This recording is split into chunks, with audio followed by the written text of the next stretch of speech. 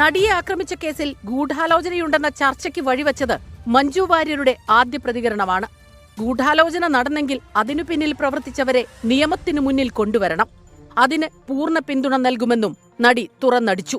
കേരളം മുഴുവൻ ആക്രമിക്കപ്പെട്ട തന്റെ സുഹൃത്തിനൊപ്പം നിൽക്കണമെന്നും മഞ്ജു ആവശ്യപ്പെട്ടു. ഫെബ്രുവരി 19 വൈകിട്ട് എറണാകുളം ദർബാർ ഹാൾ ഗ്രൗണ്ടിൽ നടിക്ക് ഐക്യദാർഢ്യം പ്രഖ്യാപിച്ച് സിനിമാ പ്രവർത്തകരും സിവിൽ സൊസൈറ്റിയും നടത്തിയ അവൾക്കൊപ്പം പരിപാടിയിലായിരുന്നു മഞ്ജുവിന്റെ പ്രതികരണം.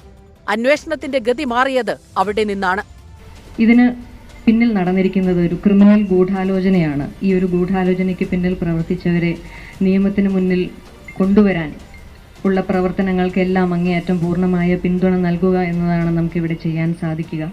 ഗൂഢാലോചന നടന്നിട്ടുണ്ടെന്നും അതിനു പിന്നിൽ പ്രവർത്തിച്ചത് ആരാണെന്നുമായി പിന്നീടുള്ള അന്വേഷണം. ദിവസങ്ങൾക്കു ശേഷമാണ് കേസിൽ ദിലീപിനെ അറസ്റ്റ് ചെയ്യുന്നതും